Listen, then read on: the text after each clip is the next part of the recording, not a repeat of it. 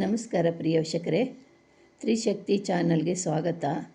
ಈಗೊಂದು ಅದ್ಭುತವಾದಂಥ ಯಂತ್ರ ಮಂತ್ರ ಎರಡೂ ಇದೆ. ಇದರಿಂದ ನಿಮ್ಮ ಶತ್ರುಗಳನ್ನು ನೀವು ಅವ್ರನ್ನ ನಿಮ್ಮಲ್ಲಿಗೆ ಬಂದು ಶರಣಾಗತಿ ಆಗಬೇಕು, ನಾವು ಮಾಡಿದ ತಪ್ಪು ಅಂತ ಕೇಳಬೇಕು ಅನ್ನೋರಾದರೆ ಈ ಮಂತ್ರನ ಈ ಯಂತ್ರನ ಬರೆದು ಸಿದ್ಧಿ ಮಾಡ್ಕೊಳ್ಳೋದ್ರಿಂದ ನಿಮ್ಮ ಶತ್ರುಗಳು ಎಷ್ಟೇ ಜನವಾಗಿದ್ರೂ ಕೂಡ ಶತ್ರುಗಳ ಶರಣಾಗತಿ ಆಗ್ತಾರೆ. ನಿಮ್ಮ ಇರೋ ಬಳಿಗೆ ನಾವು ಮಾಡೋದು ತಪ್ಪಾಯಿತು, ನಾವು ಮಾಡಿದ್ದು ಹಿಂಗೆ ಹಂಗೆ ಅಂದ್ಬಿಟ್ಟು ಅವ್ರು ಬಂದು ನಿಮಗೆ ಕೇಳ್ಕೊಳ್ಳೋ ಅಂಥ ಒಂದು ಮಂತ್ರ ಯಂತ್ರ. ಈ ರೀತಿಯಾಗಿ ನೀವು ನಡ್ಕೊಂಡು ಹೋಗಬೇಕು ವಿನ ಏಟಿಗೆ ಎದುರೇಟು ಅನ್ನೋಕ್ಕೆ ಹೋದ್ರೆ ಅವರು ಮಾಡೋದು ನೀವು ಮಾಡೋದು ಈ ರೀತಿ ಮಾಡೋಕ್ಕೆ ಹೋದಾಗ ಏನಾಗ್ಬಿಡುತ್ತೆ, ನಿಮಗೆ ಇದು ಜೀವನದಲ್ಲಿ ನೀವು ಬದುಕೋಕ್ಕೆ ಸಾಧ್ಯ ಇಲ್ಲ, ನೆಮ್ಮದಿಯಾಗಿರೋಕ್ಕೆ ಆಗೋದಿಲ್ಲ. ಬುದ್ಧಿವಂತರಾಗಿ ಏನು ಮಾಡಬೇಕು ಅಂದರೆ ಈ ಥರ ನಾವು ಒಂದು ಒಳ್ಳೆ ರೂಟಲ್ಲಿ ಹೋಗಬೇಕು. ಈ ಮಂತ್ರ ತಂತ್ರಗಳಿಂದನೇ ನಮ್ಮ ಶತ್ರುಗಳನ್ನ ನಾವು ಅವ್ರನ್ನ ಬಗ್ಗಿಸಿ ಶಾಂತವಾಗಿ ಇರಬೇಕು ಅನ್ನೋ ರೀತಿಯಲ್ಲಿ ನಮ್ಮ ಬಳಿಗೆ ಅವ್ರು ಬರಬೇಕು. ನಾವು ಮಾಡಿದ ತಪ್ಪಾಯಿತು, ಇನ್ನು ಎಂದಿಗೂ ಮಾಡಲ್ಲ, ಅವರು ನಿಮಗೆ ಪದೇ ಪದೇ ತೊಂದರೆ ಕೊಡಲ್ಲ. ಯಾಕೆ ಅಂದರೆ ನೀವೇನು ಮಾಡ್ತೀರಾ, ನೀವು ಒಂದು ಕಡೆ ಹೋಗಿ ಮಾಟ ಮಂತ್ರ ಮಾಡೋದು, ಇಲ್ಲಾಂದರೆ ಕೋರ್ಟು ಕಚೇರಿ ಪೊಲೀಸ್ ಸ್ಟೇಷನ್ನು ಇವೆಲ್ಲ ಮಾಡ್ತಾಯಿದ್ರೆ ಏನಾಗ್ಬಿಡುತ್ತೆ, ಜಿದ್ದು ಬಂದುಬಿಡುತ್ತೆ. ನೀವು ಮಾಡೋದು ಅವರು ಮಾಡೋದು, ನೀವು ಮಾಡೋದು ಅವರು ಮಾಡೋದು, ಈ ಥರ ಆದಾಗ ನಿಮ್ಮ ಜೀವನದಲ್ಲಿ ನೆಮ್ಮದಿ ಸುಖ ಶಾಂತಿ ಏನೂ ಇರೋದಿಲ್ಲ. ಇದೇ ಥರ ಜೀವನ ಎಲ್ಲ ಬರೀ ಕೋರ್ಟು ಕಚೇರಿ ನ್ಯಾಯ ಪಂಚಾಯತಿ ಜಗಳಗಳು ಕದನಗಳು, ದುಡ್ಡು ವ್ಯವಹಾರ, ಮನೆಯಲ್ಲಿ ಕಷ್ಟಗಳು, ಬಡತನ, ಮನೆಯಲ್ಲಿ ಹೊಂದಾಣಿಕೆ ಇರೋದಿಲ್ಲ, ಗಂಡ ಹೆಂಡತಿ ಸಮಸ್ಯೆಗಳು, ಮಕ್ಕಳು ಓದೋದಿಲ್ಲ, ಮಕ್ಕಳು ಮನೆಯಲ್ಲಿ ಜಗಳಗಳು, ತಾಯಿ ತಂದೆ ಮಾತು ಕೇಳೋದಿಲ್ಲ, ಈ ಥರ ಸಮಸ್ಯೆಗಳೆಲ್ಲ ಬಂದ್ಬಿಡ್ತವೆ. ಅವರು ಏನೇನು ಬೇಕೋ ಎಲ್ಲ ಮಾಡಾಕ್ಬಿಡ್ತಾರೆ. ಇನ್ನೇನು ಯಾವ ಥರ ಅಂದರೆ ಒಂದು ರೀತಿಯಲ್ಲಿ ಹಂದಿನಲ್ಲಿ ಮಾಡೋದು, ಅದರಲ್ಲಿ ಮಾಡೋದು, ಇದರಲ್ಲಿ ಮಾಡೋದು, ಏನೇನೋ ಕೆಟ್ಟ ಕೆಲಸಗಳೆಲ್ಲ ಇವ್ರ ಮನೆಯಲ್ಲಿ ಎಲ್ಲ ಹೆಸ್ರುಗಳು ತಗೊಂಡು ಅವರು ಹಿಂಗಾಗಬೇಕು, ಅವ್ರು ಹಂಗಾಗಬೇಕು, ಅವರು ಕಿತ್ತಾಡಬೇಕು, ಇವರು ಜಗಳಾಡಬೇಕು, ಗಂಡ ಹೆಂಡ್ತಿ ಜಗಳ ಆಡಿ ಇಬ್ಬರು ಡೈವರ್ಸ್ ಆಗಬೇಕು, ಮಕ್ಕಳು ಇವ್ರ ತಂದೆ ತಾಯಿ ಮಾತು ಕೇಳದೆ ಮಕ್ಕಳೇ ತಂದೆ ತಾಯಿನ ಹೊಡಿಬೇಕು ಅನ್ನೋ ಪರಿಸ್ಥಿತಿ ಮಾಡಾಕ್ಬಿಡ್ತಾರೆ. ಅಲ್ಲಿ ಬರೆದು ಎಲ್ಲ ಹಾಕ್ತಾರೆ. ಹಾಕಿದಾಗ ಅದೇನು ಮಾಡುತ್ತೆ, ಆ ಕೆಲಸಗಳು ಅದೇ ಥರ ನಡ್ಕೊಂಡು ಬರುತ್ತೆ. ದಿನೇ ಆಗ್ತಾ ಜೀವನನೇ ನಾಶ ಆಗೋಗ್ಬಿಡುತ್ತೆ. ಅದಕ್ಕಾಗಿ ಅಂಥ ಕೆಲಸ ಮಾಡೋಕ್ಕಿಂತ ನಿಮಗೆ ಯಾರು ಶತ್ರು ಅಂತಿದ್ದಾರೋ ಆ ಶತ್ರುಗಳನ್ನ ನೀವು ಈ ಥರ ಮಂತ್ರದ ಯಂತ್ರ ಮಾಡಿ ಧರಿಸ್ಕೊಂಡು ಇವನೇ ಶತ್ರು ಅನ್ನೋದಾದರೆ ಅವನೇ ದಿನೇ ನಾವು ಮಾಡೋ ತಪ್ಪಾಯಿತು, ಇವ್ರಿಗೆ ನಾವು ಯಾಕೆ ಹಿಂಗೆ ಮಾಡಿದ್ವಿ ಅಂದ್ಬಿಟ್ಟು ನಿಮ್ಮನ್ನು ಕ್ಷಮೆ ಕೇಳಕ್ಕೆ ಬರ್ತಾರೆ. ಅದು ಚೆನ್ನಾಗಿರುತ್ತೋ ಇಲ್ಲ ಅಂದರೆ ನೀವು ಅವರು ಫೈಟಿಂಗ್ ಆಡಿ ನಿಮ್ಮ ಮನೆಯೇ ಸರ್ವನಾಶ ಮಾಡ್ಕೊಳ್ತಿರೋ. ಅದರಿಂದ ಮನೆ ಆ ಥರ ಮಾಡ್ಕೊಳ್ಳೋಕೆ ಹೋಗ್ಬಿಡಿ. ನೀವು ಈ ಥರ ಒಂದು ಒಳ್ಳೆಯ ಉಪಾಯದಲ್ಲಿ ಹೋಗಿ ನಿಮ್ಮ ಕಾರ್ಯಗಳನ್ನ ಸಾಧನೆ ಮಾಡ್ಕೊಳ್ಳಿ. ಏಟು ಜಗಳಕ್ಕೆ ಜಗಳ ಈ ಥರ ಮಾಡೋಕ್ಕೆ ಹೋಗಬೇಡಿ. ಯಾವತ್ತೂ ಶಾಂತಿ ಸಮಾಧಾನವಾಗಿ ಹೋದರೆ ಎಲ್ಲ ಕೆಲಸಗಳು ನಿಮಗೆ ಸುಗಮವಾಗಿ ನಡೀತವೆ.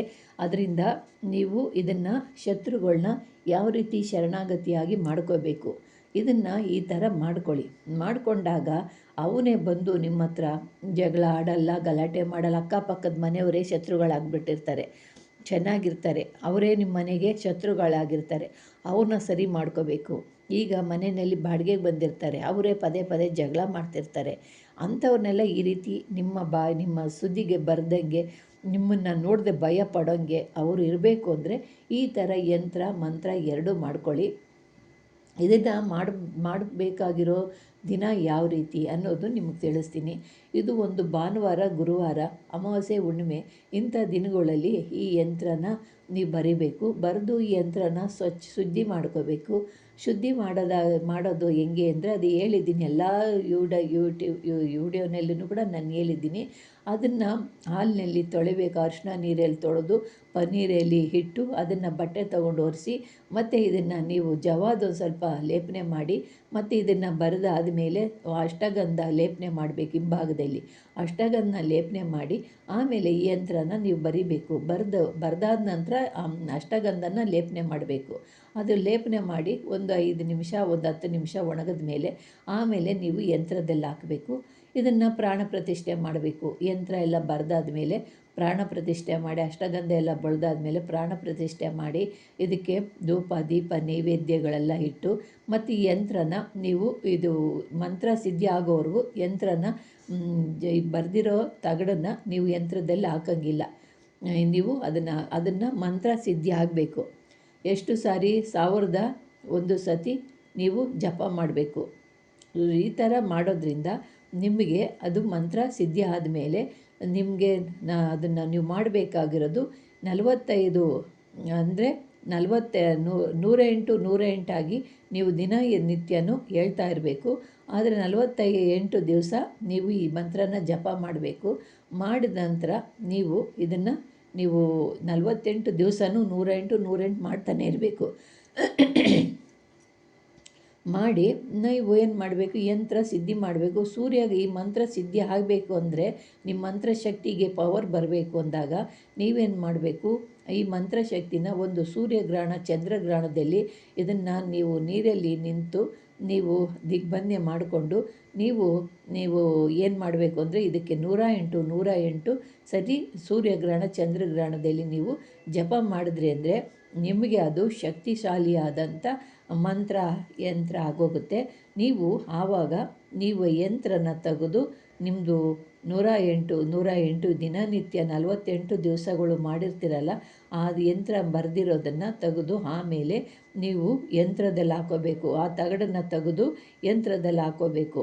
ಯಂತ್ರದಲ್ಲಿ ಹಾಕೊಂಡ ನಂತರ ಅದಕ್ಕೆ ಪ್ರಾಣ ಪ್ರತಿಷ್ಠೆ ಧೂಪ ದೀಪ ನೈವೇದ್ಯಗಳೆಲ್ಲ ಇಟ್ಟು ಪೂಜೆ ಮಾಡಿ ಅದಕ್ಕೆ ಆ ಎಲೆ ಅಡಿಕೆ ತೆಂಗಿನಕಾಯಿ ಎಲ್ಲ ಒಡೆದು ಅದರಿಂದ ಭಕ್ತಿ ಭಾವನೆಯಿಂದ ನೀವು ಧರಿಸೋದ್ರಿಂದ ನಿಮ್ಮ ಶತ್ರುಗಳು ನಿಮ್ಮನ್ನು ನೋಡಿದ್ರೆ ನಿಮ್ಮ ತಲೆ ಎತ್ತಿ ನಿಮ್ಮನ್ನು ನೋಡೋಕ್ಕೆ ಭಯಪಡ್ತಾರೆ. ಅವರೇ ನಾವು ಮಾಡಿದ್ದು ಶರಣಾಗತರ, ನಾವು ಮಾಡಿದ ತಪ್ಪಾಯಿತು ಅಂದ್ಬಿಟ್ಟು ನಿಮ್ಮ ಬಳಿಗೆ ಬಂದು ಶರಣ ಮಾಡಿದ ತಪ್ಪಾಯಿತು ಅಂತ ನಿಮ್ಮ ಹತ್ರ ನಿಂತ್ಕೊತಾರೆ. ಅಲ್ಲಿ ಈ ರೀತಿಯಾಗಿ ಮಾಡೋದ್ರಿಂದ ನಿಮಗೆ ಯಾವ ಶತ್ರುಗಳು ಕೂಡ ನೀವು ಶತ್ರು ಹೆಸರು ಹೇಳ್ಕೊಂಡು ಮಂತ್ರ ಹೇಳಬೇಕು. ನೀವು ಮಂತ್ರ ಹೇಳುವಾಗ ಇದನ್ನು ನೀವು ಶತ್ರು ಹೆಸರನ್ನ ಹೇಳ್ಕೊಂಡು ನೀವು ಮಂತ್ರವನ್ನು ನೀವು ಹೇಳ್ತಾ ಇರಬೇಕು. ಶತ್ರುವಾಗ ಎಲ್ಲಿದ್ದರೂ ಕೂಡ ಸರಿ, ಆತನ ಎಲ್ಲಿದ್ರೂ ಕೂಡ ನಿಮ್ಮ ಬಳಿಗೆ ಬಂದು ಶರಣಾಗತನಾಗ್ತಾನೆ. ಜನ್ಮ ಶತ್ರುವಾದರೂ ಕೂಡ ನಿಮ್ಗೆ ಆ ಜನ್ಮ ಶತ್ರುವಾಗಿದ್ರೂ ಕೂಡ ಸರಿ, ಅವನು ನಿಮ್ಮ ಇದ್ದಲ್ಲಿಗೆ ಬಂದು ಶರಣಾಗತಿನೇ ಆಗ್ತಾನೆ. ನೀವು ಆವಾಗ ಅವನು ಶರಣಾಗತಿ ಆದಮೇಲೆ ನಾನು ಇವಾಗ ಸೇಡು ತೀರಿಸ್ಕೊತೀನಿ, ಅವನಿಗೆ ಸರಿಯಾಗಿ ಮಾಡ್ತೀನಿ ಅಂತ ನೀವು ಅವನ್ನ ರಫ್ ಆ್ಯಂಡ್ ಟಫಾಗಿ ಮಾತಾಡೋದು ಮತ್ತು ಅವನ್ನ ಇದರಾಗಿ ಮಾಡೋದು, ಅವನ ಆ ಥರ ಈ ಥರ ಅನ್ನೋದು ಮಾಡೋಕ್ಕೋದ್ರೆ ಅದು ನಿಮಗೆ ಸರೋಗೋದಿಲ್ಲ. ನೀವು ಅವನು ಶರಣಾಗತಿಯಾಗಿ ಬಂದಾಗ ನೀವು ಭಾಳ ಅವನು ಕೂಡ ಪ್ರೀತಿ ತೋರಿಸಿದ್ಮೇಲೆ ನೀವು ಪ್ರೀತಿ ತೋರಿಸ್ಬೇಕು. ಇಲ್ಲ ಅಂದರೆ ನೀವು ನೀನು ಹಂಗೆ ಮಾಡಿದೆ ಹಿಂಗೆ ಮಾಡಿದೆ ಅಂದ್ಬಿಟ್ಟು ಮತ್ತೆ ಅವನ್ನ ಹತ್ರಕ್ಕೆ ಸೇರಿಸ್ದಂಗೆ ಮಾಡಿದ್ರಿ ಅಂದರೆ ಮತ್ತೆ ಅದು ಉಳಿಯೋದಿಲ್ಲ. ನೀವು ಕೂಡ ಅವರು ಶರಣಾಗತರಾಗಿ ಬಂದ ಮೇಲೆ ನೀವು ಕೂಡ ಆಯಿತು ತಪ್ಪಾಯಿತು ಹೋಗ್ಲಿ ಬಿಡು ಅಂತೇಳ್ಬಿಟ್ಟು ನೀವು ಮೌನವಾಗಿಬಿಡ್ಬೇಕು. ಹಿಂಗೆ ಜಿದ್ದನ್ನು ಬೆಳೆಸ್ಕೊಳ್ಳೋಕೆ ಹೋದ್ರಿ ಅಂದರೆ ನಿಮ್ಮ ಸಂಸಾರಗಳೇ ಹಾಳು ಮಾಡ್ಕೊತೀರ ವಿನ ಮತ್ತೇನು ಉದ್ಧಾರ ಆಗೋದಿಲ್ಲ. ಅದರಿಂದ ಈ ಥರವಾಗಿ ಉಪಾಯವಾಗಿ ನಿಮ್ಮ ಶತ್ರುಗಳಿಂದ ನೀವು ಗೆದ್ಕೊಬರಬೇಕು ವಿನ ನೀವು ಮತ್ತೆ ಅದನ್ನು ಕಷ್ಟಗಳನ್ನ ಬೆಳೆಸ್ಕೊಂಡು ಹೋಗಬೇಡಿ, ಶತ್ರುತ್ವನ ಬೆಳೆಸ್ಕೊಂಡು ಹೋಗಬೇಡಿ. ನೀವು ಯಾವತ್ತು ಜಾಣ್ಮೆಯಿಂದ ಕಾರ್ಯಗಳನ್ನ ಮುಳ್ಳು ಮೇಲೆ ಬಟ್ಟೆ ಹಾಕಿದಾಗ ಆ ಬಟ್ಟೆನ ಎಳೆದ್ರೆ ಬಟ್ಟೆ ಎಲ್ಲ ಹರಿದೋಗುತ್ತೆ. ಅದೇ ರೀತಿಯಾಗಿ ಆ ಬಟ್ಟೆ ಮೇಲೆ ನೀವು ಮೆತ್ತಗೆ ಆ ಬಟ್ಟೆನ ತಗೊಂಡ್ರೆ ಆ ಮುಳ್ಳು ಮೇಲಿಂದ ಆವಾಗ ನಿಮ್ಮ ಬಟ್ಟೆ ಸುರಕ್ಷಿತವಾಗಿರುತ್ತೆ. ಅದೇ ಥರ ನಿಮ್ಮ ಜೀವನನೂ ಕೂಡ. ಅದರಿಂದ ನಿಮಗೆಲ್ಲ ಹೇಳ್ತಾ ಇದ್ದೀನಿ, ಈ ಥರ ನಿಮಗೆ ತಿಳಿಸಿದ್ದೀನಿ, ಇದನ್ನು ನೀವು ಮಾಡ್ಕೊಳ್ಳಿ. ಆದರೆ ಇದಕ್ಕೆ ನೇಮಗಳಿದ್ದಾವೆ. ಇದನ್ನು ಋತುಮತಿ ಆದವ್ರ ಮನೆಗೆ ಹೋಗಬಾರ್ದು. ಇದನ್ನು ನೀವು ಮುಟ್ಟಾದವರು ಮನೆಗೆ ಹೋಗಿ ಊಟ ಮಾಡಬಾರ್ದು. ಮುಟ್ಟಾದವ್ರ ಮನೆಗೂ ನೀವು ಹೋಗಬಾರ್ದು, ಅವ್ರನ್ನ ಮುಟ್ಟಿಸ್ಕೋಬಾರ್ದು. ಯಂತ್ರ ಇರೋವ್ರಿಗೂ ಮುಟ್ಟಾದವ್ರ ಕೈನಲ್ಲಿ ಊಟ ಮಾಡಬಾರ್ದು.